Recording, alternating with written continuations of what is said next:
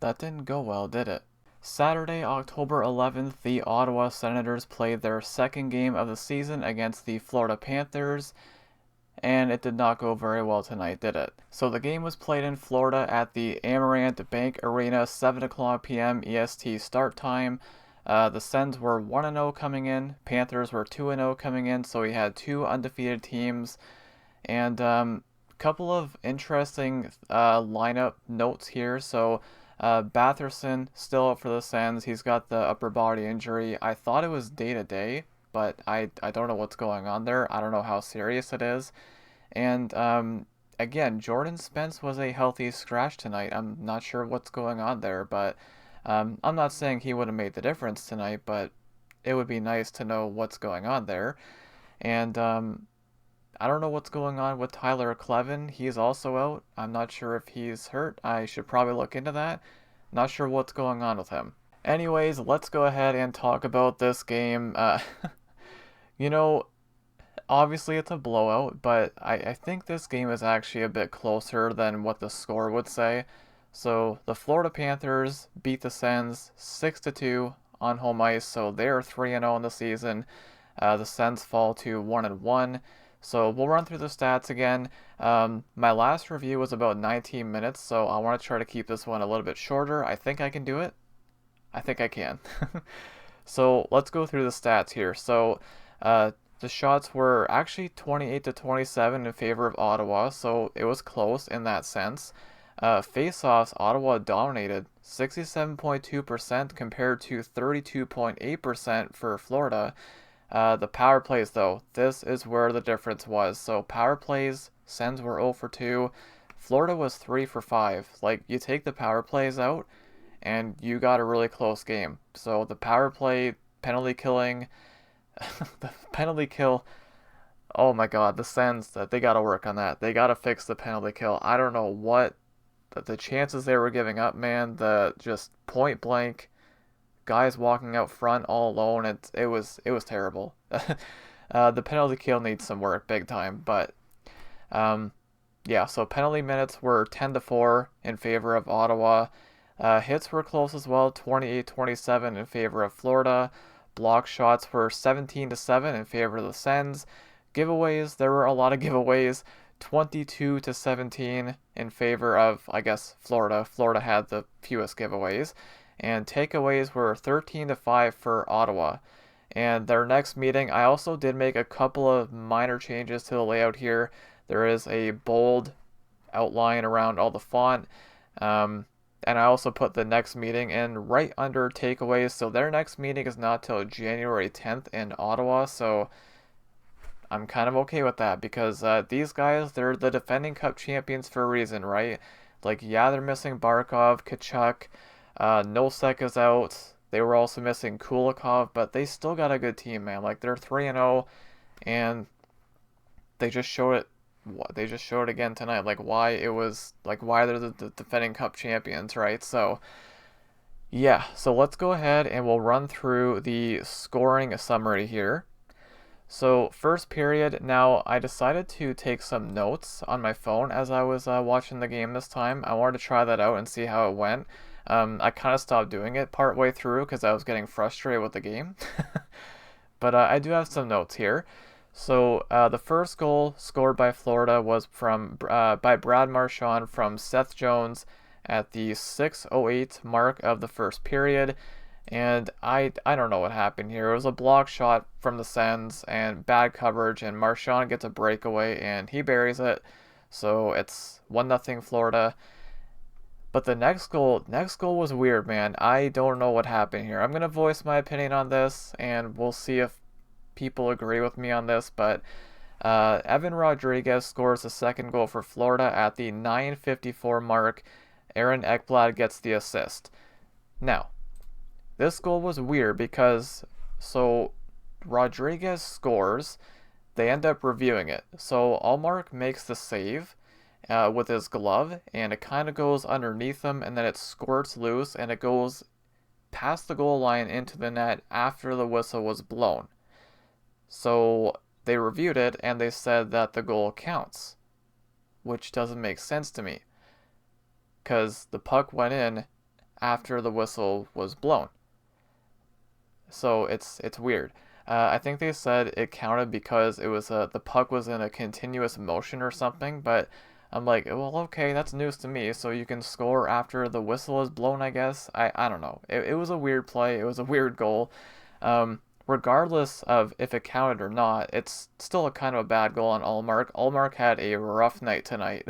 It was not great for him, but yeah, I don't know. That goal counted. I don't know how I feel about it. Maybe I'm biased because I'm a Sens fan, but I don't think that should have counted. But even if it didn't, it wouldn't have made that big of a difference anyway. So, um, the next goal here was scored from by Shane Pinto. So Shane Pinto, if you want to take a positive out of this, if you're a Sens fan, Pinto has looked fantastic so far in the 2 games, and this is not going to be the last time I talk about him. So Shane Pinto scores the first Ottawa goal at the 17:33 mark of the first period.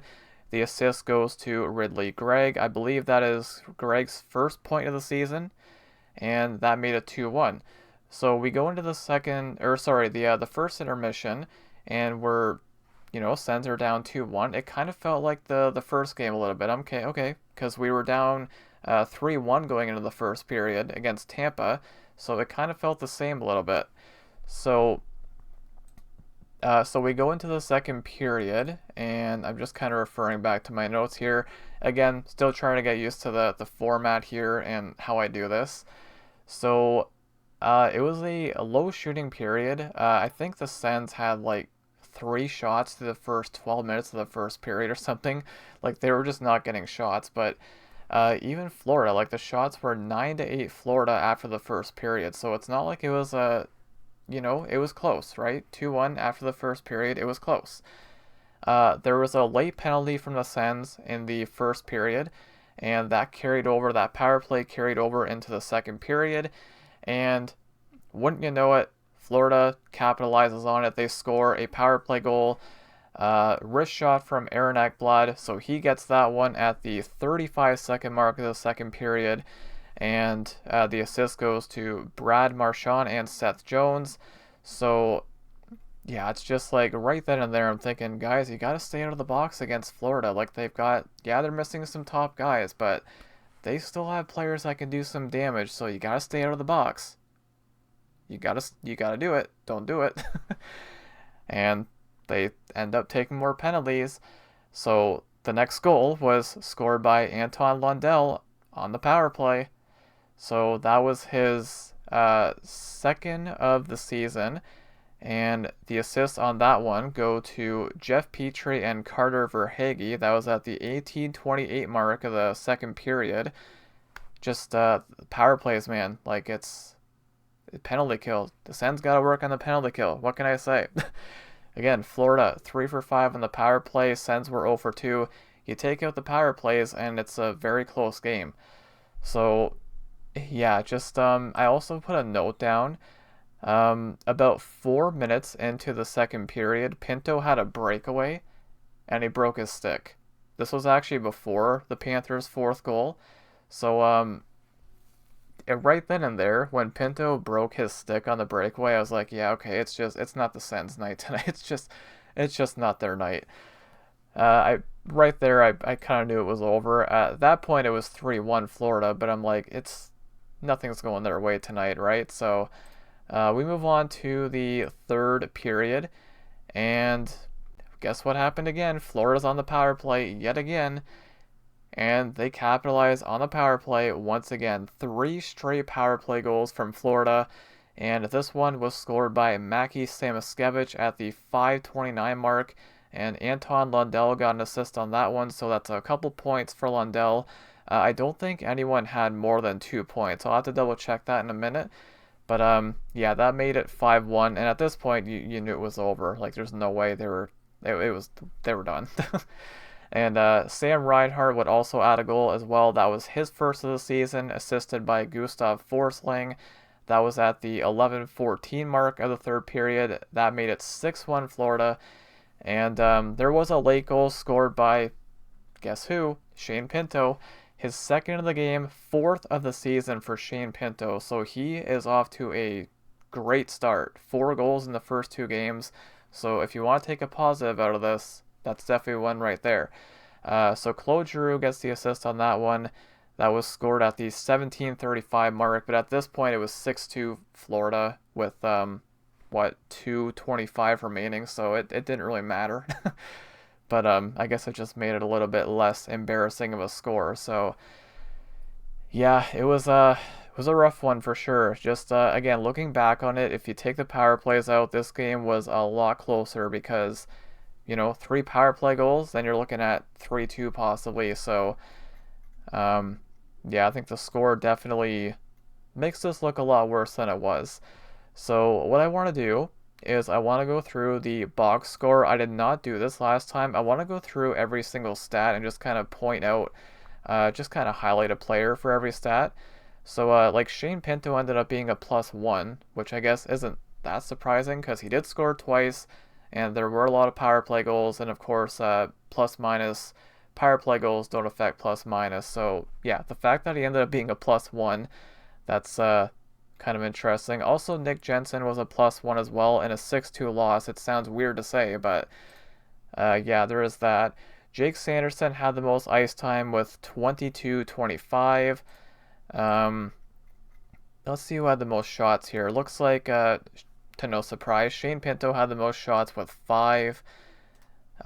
Blocks, just looking at the blocks here. Matin Paulo led the team with 5. And then hits, looks like Jensen had 4, which led the defense, and Dylan Cousins had 5 hits, which was the most for the team. Takeaways, Shane Pinto had 4 takeaways, by the way. 4 out of the 13 takeaways. Like, Pinto looks great so far, and he was also 80% in the faceoff dot. Like, he's looking really good through the first 2 games. So again, if you want to take a positive out of this, Pinto would definitely be the positive. And I do want to highlight Allmark's numbers. It was a rough night for Allmark. My goodness, 21 saves on 27 shots, 778 save percentage. Oh man, there were definitely some bad goals, but like I can't blame him on some of them. Like the breakaway to Marchand.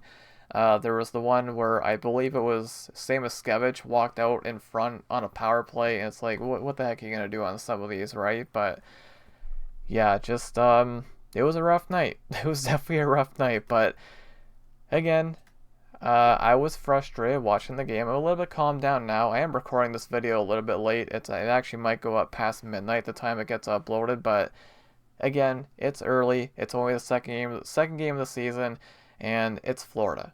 Yes, they're missing a lot of players, but this team is still really good, so I'm not going to get too worked up over it. So yeah, rough night for sure. 6-2 Florida final, and the Sens do drop to 1-1, but there is some good news because their next game is on Monday, October 13th, which is Thanksgiving in Canada. It's afternoon game, 1 o'clock PM EST against the Nashville Predators. It is their home opener, the Sens home opener. So yeah, they've always been a lot better at home. And another thing too, it's like if you're a Sens fan, you're used to this. You're used to seeing the slow starts from the Sens in October and November. So I mean, they're 1-1. Like, again, not gonna get too worked up over this. It's a 6-2 loss. And again, Florida is 3-0, so I'm not gonna read into it too much. Also, Florida was remarkably consistent in this game, so I had to do a double take here. So in each period, they had 9 shots, and in each period they scored 2 goals. So, like, what the heck? It's just a fun little stat there, but.